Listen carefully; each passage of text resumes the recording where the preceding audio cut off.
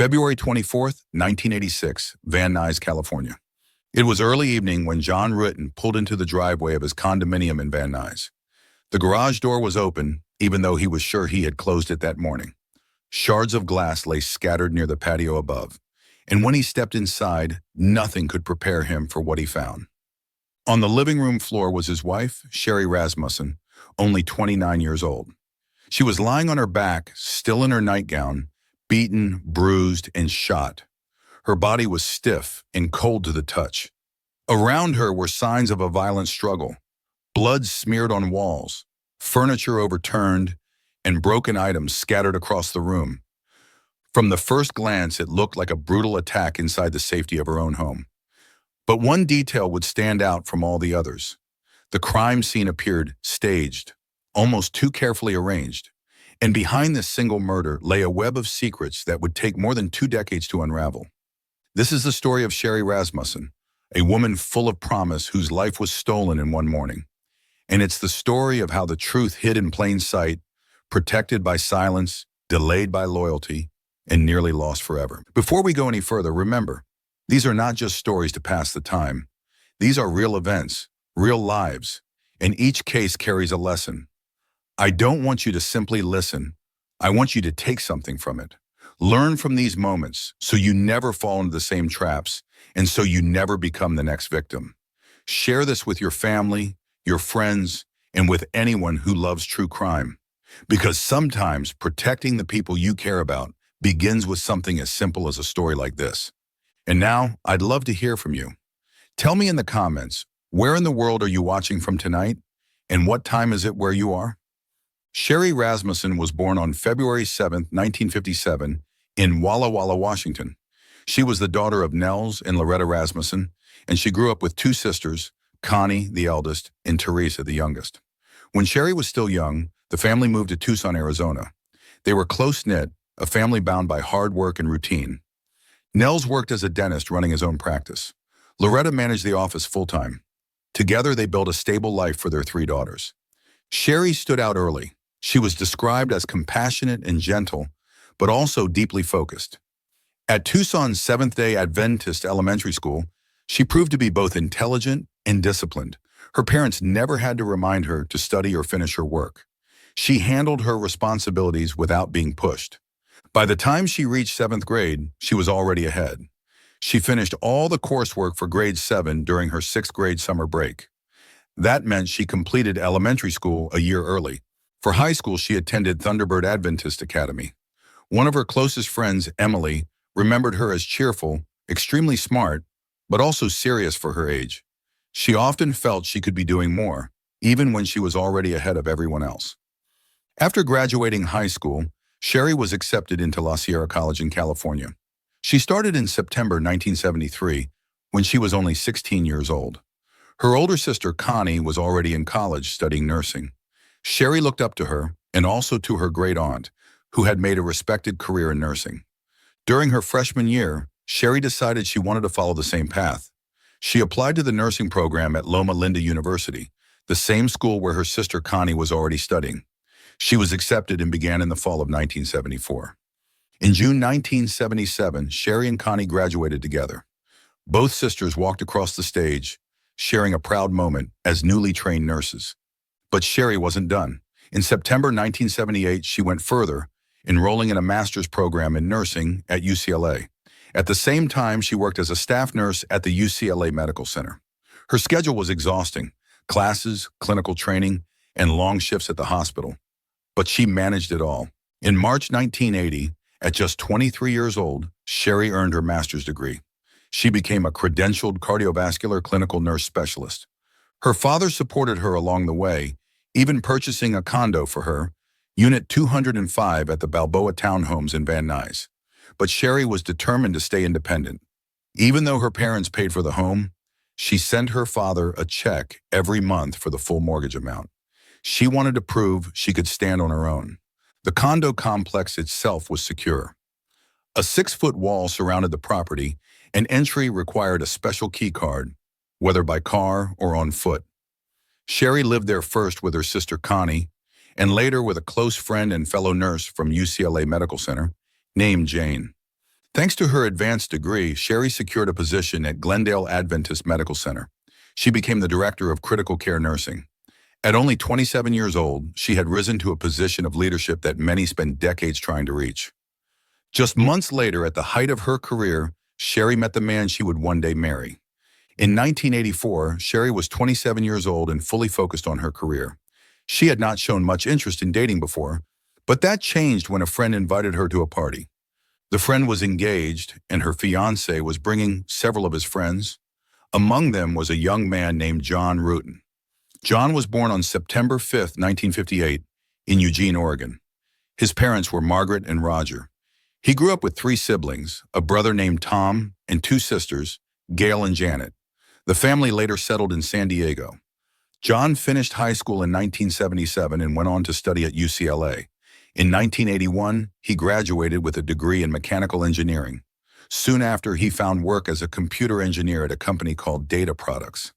At the party, John noticed Sherri immediately.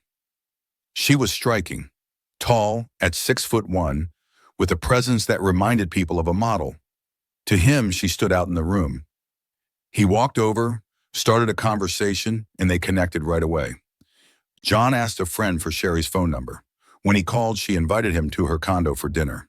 That evening, she cooked beef stroganoff. It became their first date. The connection grew quickly. John later described it as love at first sight. Sherri's family, however, was not fully convinced. They weren't sure John was the right match for her. But Sherri herself was clearly happy, and that was enough.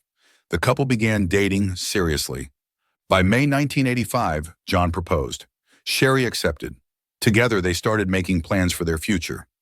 They decided to trade in Sherri's Toyota for a new car, a 1985 BMW sedan. Since marriage was near, they also agreed that John should move into her condo. Sherri's roommate Jane moved out in July 1985. Once John moved in, the condo was placed in both of their names. They were building a shared life.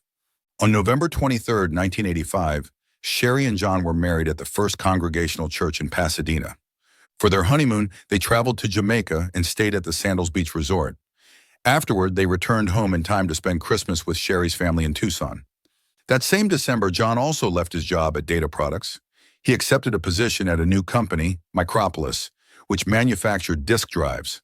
The new role meant new hours. His schedule ran from 9 a.m. to 5 p.m.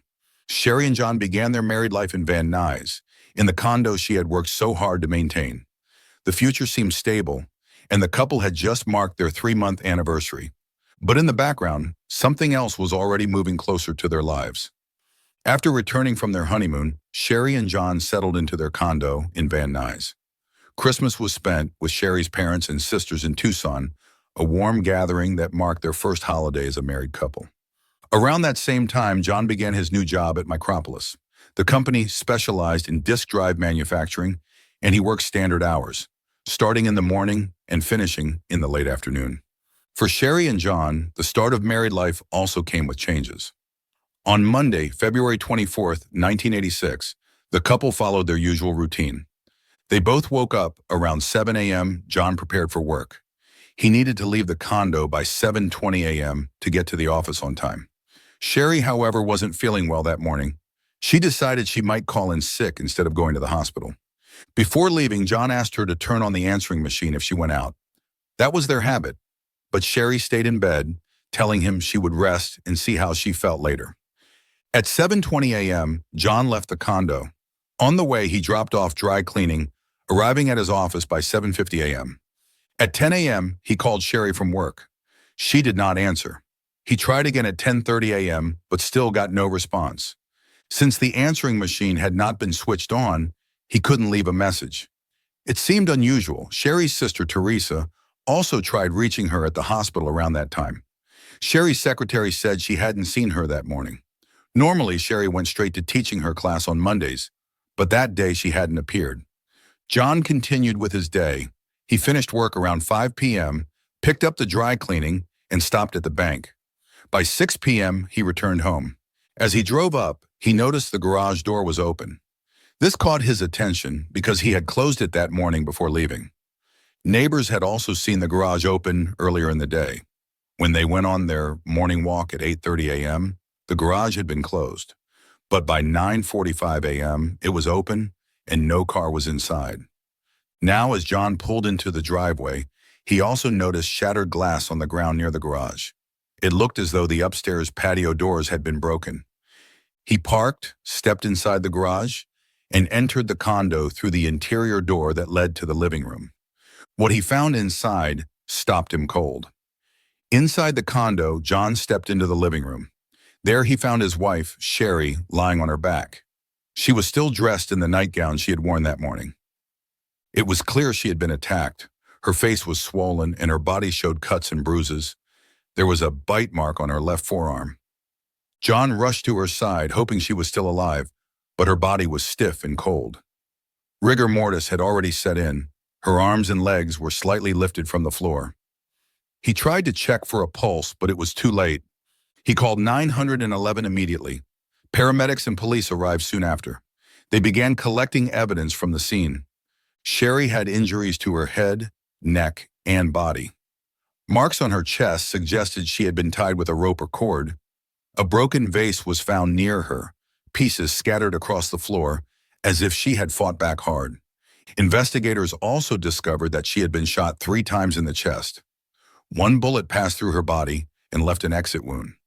2 other bullets were still inside. They were later identified as fired from a .38 caliber handgun. On a chair in the living room, detectives found a quilt with 2 holes in it, along with powder marks. They determined it had likely been used as a silencer when the shots were fired. 2 shots were fired at close range, another was fired from across the room. The struggle inside the condo was obvious. A stereo speaker had been pulled from the wall, wires hanging loose. A bloody fingerprint was found on top of a Sony digital disc player stacked on a VCR at the base of the stairs. Near the alarm system, there was a bloody handprint showing that Sherri had tried to activate it but had not managed to complete the call for help. Detectives noted blood smeared along the wall, on the floor near the front door, and beside the door leading into the garage. On the staircase, a lamp had been pulled from a table, its drawer dumped onto the carpet. Upstairs, the glass patio doors had been shattered, leaving broken glass scattered below near the garage driveway. Yet there were no signs of forced entry at the front door. It was evident that Sherri had put up a fight, but the attack had ended with 3 gunshots that took her life. The lead detective assigned to the case was Detective Lyle Mayer. When he looked over the scene, he quickly gave it a label: a burglary gone wrong. In the months leading up to February 1986, there had been several burglaries reported in the same area. Just 2 months later, in fact, another case would occur nearby, carried out by 2 teenage boys armed with a handgun. The details of that crime shared certain similarities. Both homes had secure complexes with garage access that led directly into the living room. In both, stereo equipment seemed to be the main target, and in both, the intruders used force to get inside.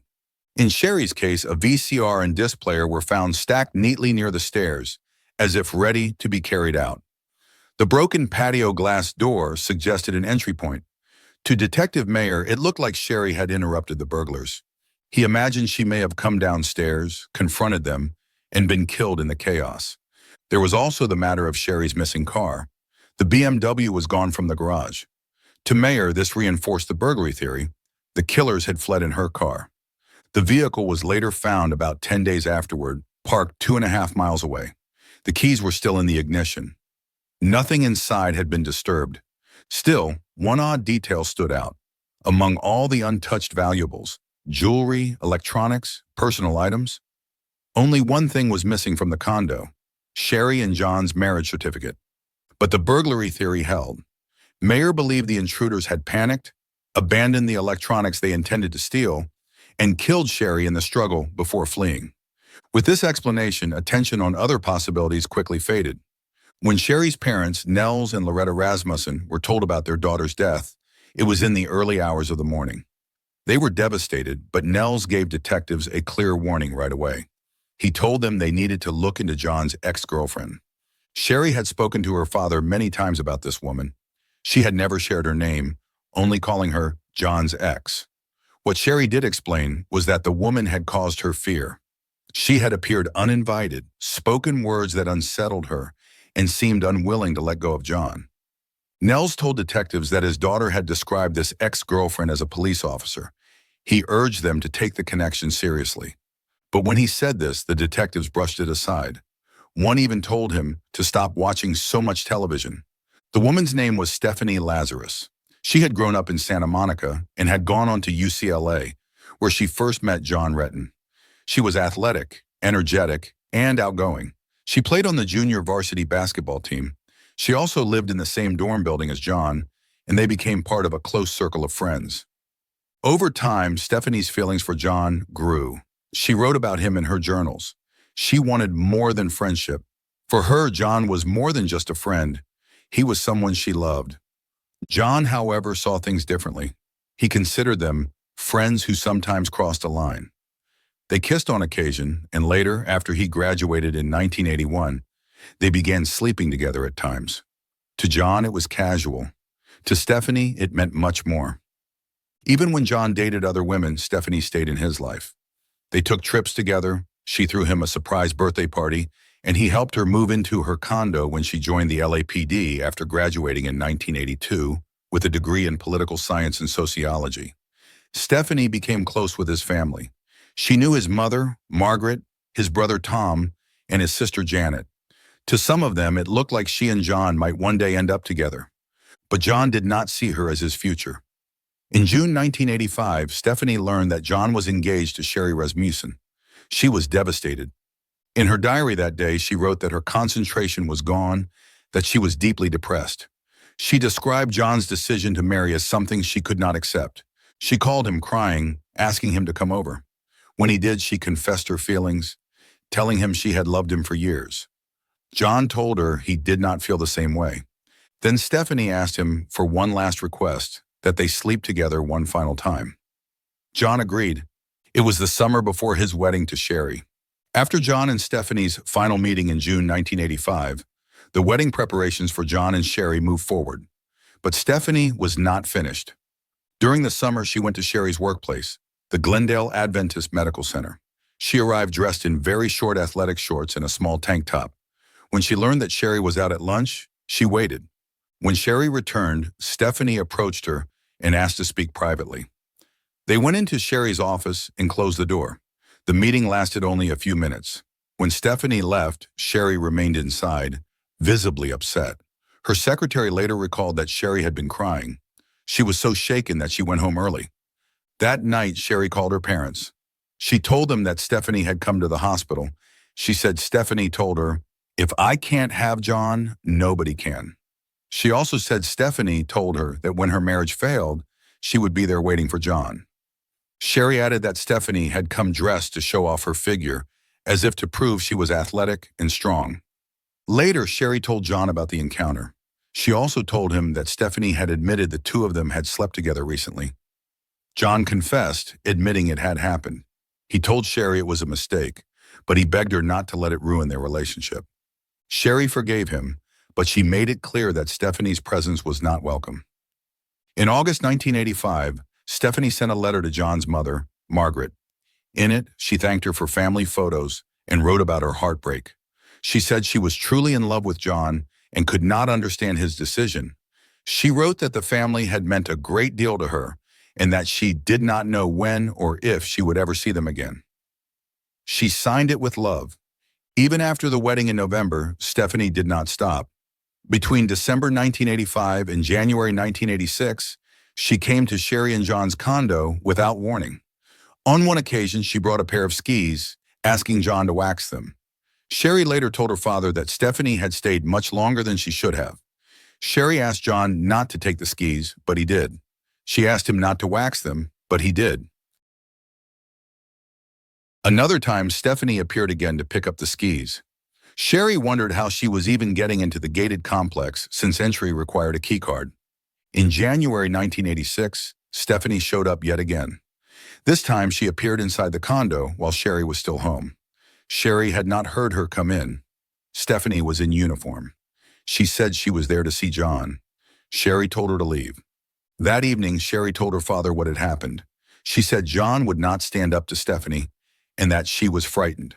She considered reporting it to the LAPD, but she feared they would not take her seriously because Stephanie was one of their own. Around this time, Sherri also told her parents that she thought she was being followed. One evening, while she and John were at a restaurant, she noticed a person staring at her. When she looked back, the person moved. She told her father that the person looked like a woman dressed as a man. There were also strange phone calls. Once a week, someone would call their home. When they answered, the caller said nothing and then hung up. All of this continued in the weeks leading up to February 1986. Despite the warnings from Sherri's family and the strange behavior from Stephanie in the months before the murder, detectives stayed focused on their burglary theory. They did not interview Stephanie. They did not write her name into their detailed case notes. The Rasmussen family continued to call, asking about progress. Each time they were told the same thing: it was likely a burglary gone wrong. There was an official record used in every LAPD homicide investigation. It was called the chronological log. It was meant to hold every detail of investigative work, written down by hand before later being typed. This way, if detectives changed or the case was picked up again, all the information would remain. But in Sherri's case, the first 3 months of the original handwritten log went missing. What remained only reflected the burglary theory. The one mention of Stephanie was a short note. John Ruetten called, verified Stephanie Lazarus was former girlfriend. Years passed. By the early 1990s, DNA testing was becoming a new tool in criminal investigations. In 1993, Detective Mayer retired, when the family hoped a fresh set of eyes would reopen the case. Nels Rasmussen asked about DNA testing. He even offered to pay for it himself. But the LAPD told him there was no money for it and no suspects to compare it against. They told him to move on. Meanwhile, John Ruetten contacted detectives himself. He asked if they were sure Stephanie Lazarus was not connected to the case. He wanted it clear that there was no link. But by then, years had already gone by. In the meantime, John and Stephanie saw each other again. They went on a scuba diving trip to Hawaii with old college friends. They also slept together twice after Sherri's death, but no relationship formed. John eventually moved on and started a family of his own. Stephanie also moved forward. She married another LAPD officer named Scott Young in 1996, and together they adopted a daughter. She built her career within the LAPD. She first worked in DARE, speaking in schools. She appeared on television in a Family Feud special for police officers. She later transferred to Internal Affairs, the unit that investigated other officers. By 2008, she was a respected detective in the Commercial Crimes Division, working high-profile art theft and fraud cases. She had never faced a disciplinary hearing. Twice she was named Detective of the Year. The Rasmussen family, however, still had no answers. The case stayed unsolved. In 2001, the LAPD created a special cold case homicide unit. The goal was to reopen older cases and apply new DNA technology that had not been available before. The city gave the unit a budget of $50 million for testing. In 2003, Sherri Rasmussen's case was submitted for review. It was not until December 2004 that a lab worker named Jennifer Francis picked it up. She tested blood found under Sherri's fingernails. The results showed only Sherri's own DNA. Then she looked for the bite mark swab. At first, she could not find it. She spent 6 hours searching in the coroner's freezer until she located it at the very back, where it had been sitting for 18 years. The swab was sent for testing. In January 2005, the results came back. The DNA profile was female. Jennifer Francis gave the results to the detective on the case. He told her it was probably a female burglar, or maybe a woman who had been helping male burglars. Francis asked about the files. She had seen the name of another woman mentioned. She thought the DNA might match her. The detective dismissed this. He said the woman in question was a police officer. He said the victim's husband had once had an on and off relationship with her, but she was not involved. No further testing was done. The case went cold again.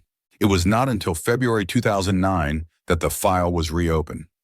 Detective Jim Nuttall was reviewing old cases when he read through the Rasmussen file. He saw the burglary theory. He saw the DNA report showing a female profile. The two did not match. He took the case to his supervisor, Robin Garvin. She assigned 2 detectives, Mark Martinez and Pete Barba, to dig deeper. They listed every woman connected to the case. There were 5 names. They began eliminating them one by one using DNA. The first was Sherri's mother, Loretta, eliminated.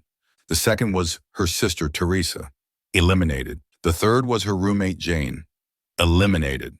The fourth was a nurse named Eber Pott, who had worked with Sherri and had disagreements with her. They collected her DNA and eliminated her as well. That left one name, Stephanie Lazarus. The detectives worked in secret. Stephanie was still in the LAPD, working just across the hall from them in the same building. To protect the case, they gave her a code name, Number 5. They did not create a paper trail. They did not share details with anyone outside their team. They checked her history. They learned that LAPD officers in the 1980s were issued .38 caliber revolvers as backup weapons. That was the same type of gun used to kill Sherri. They also found that 13 days after Sherri's murder, Stephanie reported a theft to the Santa Monica Police Department. She claimed a blue gym bag had been stolen from her car. Inside, she said, were cassette tapes, clothes, and her .38 caliber Smith & Wesson revolver. She never reported this theft to her own department. The detectives knew they needed her DNA to confirm the match. They set up surveillance. In May 2008, undercover officers followed Stephanie to a Costco. She bought food, sat with her daughter, and had a soda. When she finished, she threw away her cup, straw, and napkin. The officers waited until she left. Then they collected the items from the trash. The cup and straw were tested. The DNA matched the saliva from the bite mark on Sherri Rasmussen's arm. With the DNA match confirmed, detectives prepared to move forward. They wanted to question Stephanie Lazarus without raising suspicion and without giving her a chance to use her weapon. On June 5, 2009, they set a plan. They told her there was an inmate in the jail who had information about an art theft case. Since she worked in the Commercial Crimes Division, they asked her to come down to help. The jail was located in the basement of LAPD headquarters. To enter, officers had to leave their guns outside. This ensured Stephanie would be unarmed. She was escorted into a small interrogation room. 2 detectives, Greg Stearns and Dan Jaramillo, sat with her. They began by asking about her past, saying they wanted privacy because the topic was sensitive. And they brought up John Rutten. She admitted she had known him in college. She said they had dated casually, played sports together, and sometimes spent time in San Diego. She described it as friendly, saying she was not sure if he ever considered her a girlfriend. When asked if she had known his wife, she said she might have met her once but didn't recall much. She admitted she knew that Sherri had been killed, but claimed she only heard about it from posters and rumors. The detectives pressed further. They told her that some of Sherri's friends had mentioned she and Sherri had problems. Stephanie denied this. She said she did not remember any confrontations. They asked if she had ever spoken to Sherri at the hospital. She hesitated, then said she might have, but insisted it was not hostile. The detectives suggested they might have DNA from the crime scene. They asked if she would be willing to give a sample to rule herself out. Stephanie grew defensive. She said she was shocked that they were even suggesting such a thing. As the questioning continued, her answers became less certain. She repeated that she and John had been close friends, but nothing more. She said she could not recall much from that time. Finally, the detectives ended the conversation. They placed her under arrest for the murder of Sherri Rasmussen. Her bail was set at $10 million, an unusually high amount. She pleaded not guilty. The case was now ready for trial. Stephanie Lazarus's trial began in 2012. The prosecution presented the evidence piece by piece. They described how Sherri Rasmussen had been beaten, bitten, and shot 3 times. They showed how the scene had been staged to look like a burglary, even though nothing valuable was taken. They pointed to the missing marriage certificate. The jury heard about the bite mark on Sherri's arm. They saw the DNA test results proving the saliva belonged to Stephanie. They learned about the .38 caliber revolver, reported stolen by Stephanie just 13 days after the murder. They also heard about her behavior in the months leading up to the killing. The visits to Sherri's workplace, the threats, the uninvited appearances at the condo, the uniformed visit while Sherri was home alone.